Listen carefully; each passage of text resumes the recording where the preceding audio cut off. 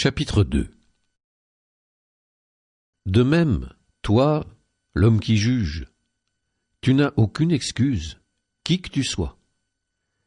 Quand tu juges les autres, tu te condamnes toi-même, car tu fais comme eux, toi qui juges. Or, nous savons que Dieu juge selon la vérité ceux qui font de telles choses. Et toi, l'homme qui juge ceux qui font de telles choses et les fait toi-même, penses-tu échapper au jugement de Dieu?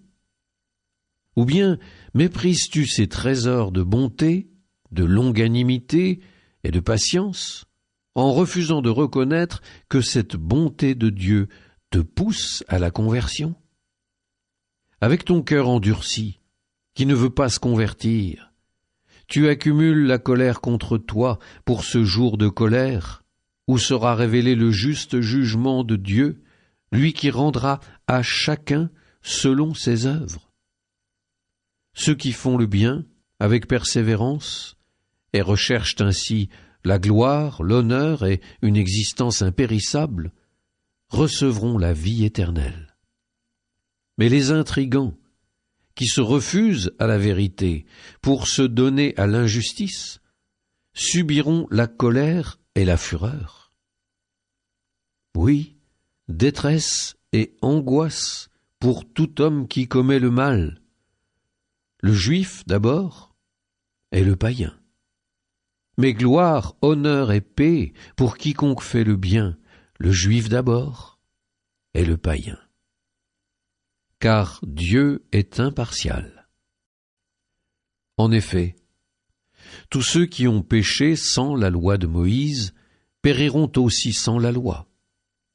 Et tous ceux qui ont péché en ayant la loi seront jugés au moyen de la loi. Car ce n'est pas ceux qui écoutent la loi qui sont justes devant Dieu, mais ceux qui pratiquent la loi. Ceux-là seront justifiés. Quand des païens qui n'ont pas la loi pratiquent spontanément ce que prescrit la loi, eux qui n'ont pas la loi sont à eux-mêmes leur propre loi. Ils montrent ainsi que la façon d'agir prescrite par la loi est inscrite dans leur cœur, et leur conscience en témoigne, ainsi que les arguments par lesquels ils se condamnent ou s'approuvent les uns les autres. Cela apparaîtra le jour où ce qui est caché dans les hommes sera jugé par Dieu, conformément à l'Évangile que j'annonce par le Christ Jésus. Mais toi qui portes le nom de Juif, qui te reposes sur la loi, qui mets ta fierté en Dieu, toi qui connais sa volonté et qui discernes l'essentiel parce que tu es à l'école de la loi, toi qui es convaincu d'être toi-même guide des aveugles, lumière de ceux qui sont dans les ténèbres, éducateur des insensés, maître des tout-petits, toi qui es convaincu de posséder dans la loi l'expression même de la connaissance et de la vérité, bref, toi qui instruis les autres, tu ne t'instruis pas toi-même? Toi qui proclames qu'il ne faut pas voler, tu voles? Toi qui dis de ne pas commettre l'adultère, tu le commets? Toi qui as horreur des idoles, tu pilles leurs temples.